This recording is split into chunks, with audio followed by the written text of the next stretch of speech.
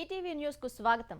పహల్గామ్ ఉగ్రదాడికి భారత్ ప్రతీకారం తీర్చుకుంది. అర్ధరాత్రి దాటిన తర్వాత పాక్లో 9 ఉగ్రవాద శిబిరాలపై భీకరంగా విరుచుకుపడింది. ఆపరేషన్ సింధూర్ పేరుతో లష్కరే తోయిబా, జైషే మహమ్మద్, హిజ్బుల్ ముజాహిదీన్లకు చెందిన శిబిరాలను నేలమట్టం చేసింది. పాక్ గగనతలంలోకి ప్రవేశించకుండానే శత్రుముక్కల భరతం పట్టింది. ఉగ్రదాడి చేసి ఎక్కడ దాక్కున్నా వెంటాడి వేటాడతామని గట్టి సందేశాన్నిచ్చింది.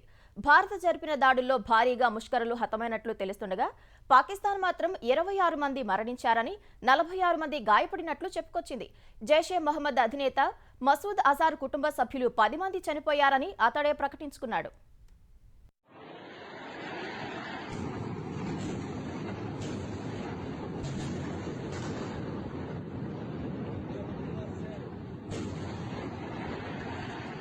పహల్గాంలో 26 మంది అమాయక పర్యాటకుల్ని పొట్టన పెట్టుకున్న ఉగ్రవాదులు పాక్లో నక్కారని నిర్ధారించుకున్న భారత్ అత్యంత వ్యూహాత్మకంగా మెరుపు దాడులకు దిగింది. ఆపరేషన్ సింధూర్ పేరుతో పాకిస్తాన్ సహా పీఓకేలోని 9 ముష్కర స్థావరాలపై ఏకకాలంలో విరుచుకుపడింది. సుదీర్ఘ వ్యూహ రచన తర్వాత ప్రధాని మోదీ ఆపరేషన్ సింధూర్ పేరును స్వయంగా ప్రతిపాదించగా బుధవారం తెల్లవారుజామున 1:05 నుంచి 1:30 మధ్య వాయుసేన సైన్యం సంయుక్తంగా దాడులకు దిగాయి. వారికి నౌకాదళం కూడా సహకరించినట్టు తెలుస్తోంది. మెరుపు దాడులు చేసిన 1:44 సామాజిక మాధ్యమం ఎక్స్ లో సైన్యం పోస్ట్ చేసింది. ఉగ్రవాదులకు సంబంధించి 9 స్థావరాలను ధ్వంసం చేసినట్లు వివరించింది. 9 స్థావరాల్లో 4 పూర్తిగా పాక్ భూభాగంలో ఉన్నాయి. మిగిలిన 5 పాక్ ఆక్రమిత కశ్మీర్లో ఉన్నాయి. Financial action task force FATF grey list నుంచి బయటపడి IMF ఆర్థిక సాయం పొందుతున్న పాకిస్తాన్ ఉగ్ర శిబిరాలకు ఆరోగ్య కేంద్రాల ముసుగు తొడిగింది. బయటకు ఆరోగ్య కేంద్రాల మాదిరి కనిపించేలా చేసి లోపల ఉగ్రవాదులకు ఆశ్రయం, శిక్షణ క్యాంపులు నిర్వహిస్తోంది.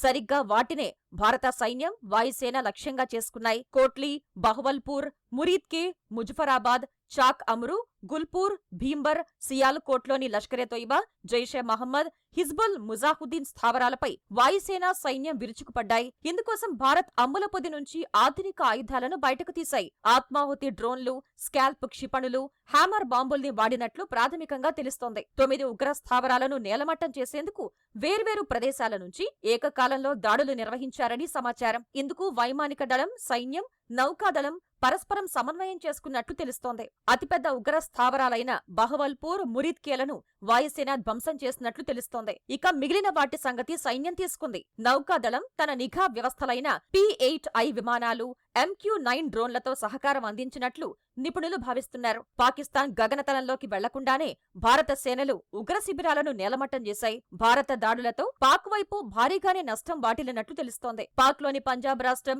బహవల్పూర్లో పలు నిర్మాణాలు కుప్పకూలాయి. అనేక మందిని ఆస్పత్రులకు తరలించారు. తన కంచుకోట బహవల్పూర్లో జైషే మహమ్మద్ అధినేత మసూద్ అజర్కు కోలుకోలేని దెబ్బ తగిలింది. అజార్ కుటుంబ సభ్యులు 10 మంది సహా మొత్తం 14 మంది మృతి చెందారు. ఈ విషయాన్ని మసూద్ అజర్ వెల్లడించాడు. తన పెద్ద సోదరి, ఆమె భర్త, మేనల్లుడు, అతడి భార్య, మరికొందరు కుటుంబ సభ్యులు మృతి చెందినట్లు చెప్పాడు. మురీద్కేలో ఉగ్రవాదులకు ఆశ్రయం కల్పిస్తున్న నిర్మాణాలు దెబ్బతిన్నాయి. వాటి వద్ద పెద్ద సంఖ్యలో పాకిస్తాన్ సైనికులు మోహరించారు. అనేక అంబులెన్స్లు కనిపించాయి. భారత దాడుల తర్వాత కొన్ని గంటల పాటు తమ గగనతలాన్ని మూసివేస్తున్నట్లు పాకిస్తాన్ ప్రకటించింది. పంజాబ్ రాష్ట్రంలో ఎమర్జెన్సీ ప్రకటించి విద్యాసంస్థల్ని మూసివేశారు. పహల్గామ్ ఉగ్రదాడిపై ప్రతిస్పందించే హక్కు మేరకే ఉగ్రవాదుల మౌలిక సదుపాయాలను నిర్వీర్యం చేసినట్లు భారత్ ప్రకటించింది. ఉగ్ర స్థావరాలు నాశనం చేయకుండా ఉగ్రవాదాన్ని అంతం చేయలేమని విదేశాంగ శాఖ కార్యదర్శి విక్రమ్ మిశ్రీ చెప్పారు. లష్కరే తోయిబా, జైషే మహమ్మద్ పై నిషేధం ఉన్నందున TRF పేరుతో ఉగ్రవాద కార్యకలాపాలు సాగిస్తున్నారని చెప్పారు. భారత్ పై మరిన్ని దాడులు జరిగే అవకాశం ఉందని నిఘా వర్గాలు చెప్పాయని,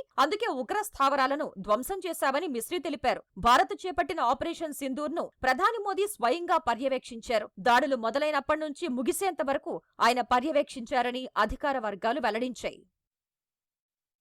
ఆపరేషన్ సింధూర్లో అంతర్జాతీయ సరిహద్దుకు 100 కిలోమీటర్ల లోపు ఉన్న 9 ఉగ్ర స్థావరాలను భారత్ లక్ష్యంగా చేసుకున్నామంటూ ఆపరేషన్ సింధూర్ తీరును colonel Sofiya Qureshi, wing commander Vyomika Singh వివరించారు. పహల్గామ్ మృతులకు న్యాయం చేసేందుకే ఆపరేషన్ సింధూర్ చేపట్టామని తెలిపారు. 30 ఏళ్లుగా పాకిస్తాన్ ఉగ్రమూకలకు సౌకర్యాలు కల్పిస్తోందని చెప్పారు. పాక్తో పాటు పీఓకేలో ఉగ్ర శిబిరాలు ఉన్నాయని వెల్లడించారు. నిఘా వర్గాల సాయంతో మొత్తం 21 స్థావరాలను గుర్తించామని, అందులో 9ంటిని లక్ష్యంగా చేసుకున్నామని వివరించారు. పాక్ పౌరులకు హాని కలగకుండా కేవలం ఉగ్ర శిబిరాలపైనే దాడులు చేశామని తెలిపారు. పాక్ సైనిక శిబిరాలను లక్ష్యంగా చేసుకోలేదని స్పష్టం చేశారు. ఉగ్రవాదులు అజ్మల్ కసబ్, డేవిడ్ హెడ్లీకి శిక్షణ ఇచ్చిన శిబిరాలను ధ్వంసం చేశామన్నారు. 9 లక్ష్యాల్లో ముజఫరాబాద్లోని షవాయ్ నల్లాహ్ క్యాంప్, సయ్యద్నా బిలాల్ క్యాంప్, కోట్లీలోని గుల్పూర్ క్యాంప్, అబ్బాస్ క్యాంప్, బింబర్లోని బర్నాలా క్యాంపు ఉన్నట్లు వివరించారు. సియాల్కోట్లోని సర్జాల్ క్యాంప్, మెహమూనా జోయా క్యాంప్, మురిక్కేలోని మర్కాజు తోయిబా క్యాంప్, బహవల్పూర్లోని మర్కజ్ సుబానల్లహ క్యాంపుపై దాడులు చేసినట్లు వివరించారు.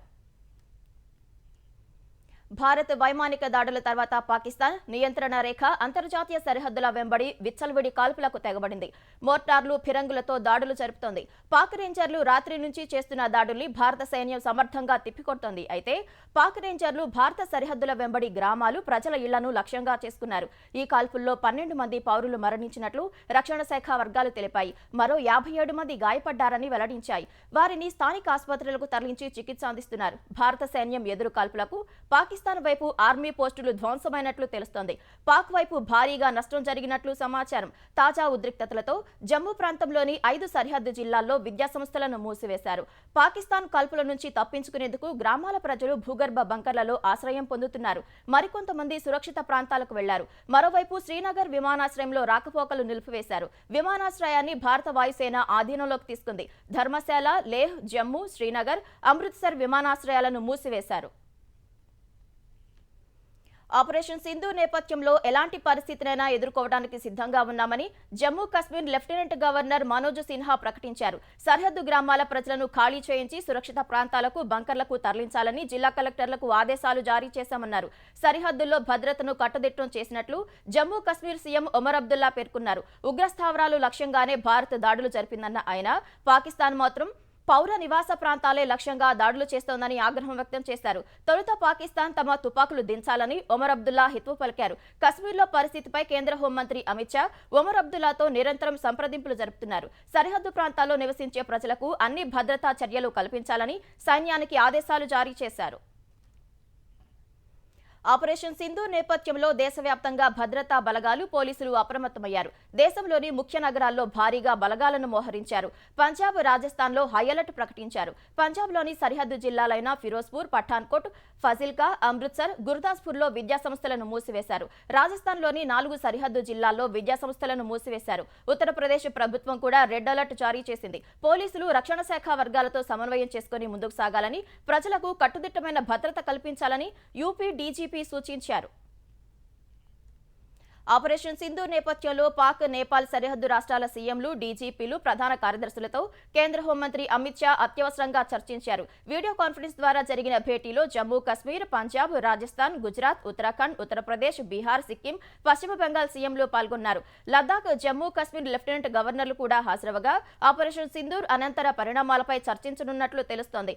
అటు కేంద్ర హోంశాఖ కీలక నిర్ణయం తీసుకుంది. సెలవులో ఉన్న సిబ్బందిని వెనక్కి రప్పించాలని పారామిలిటరీ బలగాలకు అమిత్ షా ఆదేశాలు జారీ చేశారు. దేశంలో అంతర్గత భద్రతను సమీక్షించిన అమిత్ షా ఉన్నతాధికారులు అప్రమత్తంగా ఉండాలని సూచించారు. నిరంతర నిఘా అవసరమని పేర్కొన్నారు. ఆపరేషన్ సింధూర్ నిర్వహించిన కొన్ని గంటలకే ప్రధాని మోదీ కేంద్ర కేబినెట్ ను సమావేశపరిచి సైనిక చర్య వివరాలను తెలియజేశారు. ఈ సందర్భంగా మంత్రివర్గ సహచరులు హర్షధ్వానాలతో సైన్యాన్ని అభినందించారు. ప్రధాని మోదీ నాయకత్వంపై ప్రశంసలు కురిపించారు. ఉగ్రవాదాన్ని ఇకపై ఏమాత్రం సహించబోమని ప్రధాని మోదీ మంత్రులకు చెప్పినట్లు సమాచారం. కేబినెట్ భేటీకి ముందు రాజ్నాథ్ సింగ్, జాతీయ భద్రతా సలహాదారు అజిత్ డోబాల్ సరిహద్దుల్లో పరిస్థితిని ప్రధానికి వివరించారు. తర్వాత రాష్ట్రపతి భవన్ కు వెళ్లిన ప్రధాని మోదీ ఆపరేషన్ సింధూర్ గురించి రాష్ట్రపతి ద్రౌపది ముర్ముకు వివరించారు. రేపు అఖిలపక్ష భేటీ నిర్వహించనున్న కేంద్రం ఆపరేషన్ సింధూర్ వివరాలను ఆయా పక్షాల నేతలకు వివరించనుంది. ఉద్రిక్తతలు పెంచాలనే ఉద్దేశం భారత్కు లేదని, ఒకవేళ పాక్ అందుకు ప్రయత్నిస్తే గట్టిగా ప్రతిస్పందిస్తామని జాతీయ భద్రతా సలహాదారు అజిత్ డోభాల్ స్పష్టం చేశారు. ఆపరేషన్ సింధూర్ తర్వాత America, Russia, UK, China, France, Saudi, Japan జాతీయ భద్రతా సలహాదారులతో మాట్లాడిన ఆయన పాక్లోని ఉగ్రవాద స్థావరాలపై జరిగిన దాడుల వివరాలను పంచుకున్నారు. భవిష్యత్తులోనూ తమ మిత్ర దేశాలతో సమాచారం పంచుకుంటామని ఆయా దేశాల భద్రతా సలహాదారులకు అజిత్ డోభాల్ తెలిపారు. భారత్, పాక్ మధ్య ఉద్రిక్తతలపై పలు దేశాలు ఆందోళన వ్యక్తం చేశాయి. శాంతియుత పరిష్కారానికి భారత్, పాక్తో సంప్రదింపులు జరుపుతామని అమెరికా విదేశాంగ మంత్రి మార్కో రూబియో వెల్లడించారు. ఇరు దేశాల మధ్య ఉద్రిక్తతలు త్వరగా సద్దుమణగాలని ట్రంప్ ఆకాంక్షిస్తున్నారని చెప్పారు. ఉగ్రవాదాన్ని, భారత్పై ఉగ్ర చర్యలను తీవ్రంగా ఖండిస్తున్నామని రష్యా విదేశాంగ ప్రతినిధి వెల్లడించారు. ఉగ్రభూతాన్ని నిర్మూలించడం కోసం ప్రపంచమంతా ఏకతాటిపైకి రావాలని పిలుపునిచ్చారు. పరిస్థితులు మరింత దిగజారకుండా ఇరు దేశాలు సంయమనం పాటించాలని సూచించారు. శాంతి చర్చల ద్వారానే భారత్ పాక్ సమస్యలు పరిష్కారమవుతాయని హితవు పలికారు. పాక్ ఉగ్రస్థావరాల ధ్వంసంపై స్పందించిన చైనా పాక్పై భారత్ దాడి చేయడం విచారకరమని మొసరి కన్నీరు కార్చింది. ఇదే సమయంలో అన్ని రకాల ఉగ్రవాదాన్ని వ్యతిరేకిస్తున్నట్లు తెలిపింది. శాంతి స్థిరత్వం కోసం భారత్ పాక్ చొరవ చూపాలని, పరిస్థితిని సంక్లిష్టం చేయకుండా సంయమనం పాటించాలని పేర్కొంది. ఇరు దేశాలు సంయమనం పాటించి ఉద్రిక్తతలు తగ్గించుకోవాలని బ్రిటన్, యుఏఈ సూచించాయి. ఆపరేషన్ సింధూర్ పట్ల పార్టీలకు అతీతంగా అన్ని పక్షాల నేతలు, కేంద్ర మంత్రులు, పలు రాష్ట్రాల ముఖ్యమంత్రులు హర్షం వ్యక్తం చేశారు. పహల్గాంలో అమాయక సోదరులను దారుణంగా హత్య చేసినందుకు భారత్ ప్రతిస్పందన ఆపరేషన్ సింధూర్ అని ఎక్స్ మాధ్యమంలో కేంద్ర హోంమంత్రి అమిత్ షా పోస్ట్ చేశారు. దేశ ప్రజలపై జరిగే ఏ దాడికైనా తగిన సమాధానం ఇవ్వడానికి మోదీ ప్రభుత్వం సిద్ధంగా ఉందన్నారు.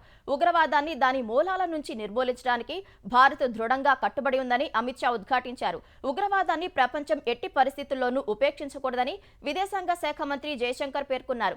భారత్ మాతాకి జై అంటూ రక్షణ మంత్రి రాజ్నాథ్ సింగ్ పోస్ట్ చేశారు. సైన్యం నిర్వహించిన ఆపరేషన్ పట్ల గర్వంగా ఉందని కాంగ్రెస్ అధ్యక్షుడు మల్లికార్జున ఖర్గే అన్నారు.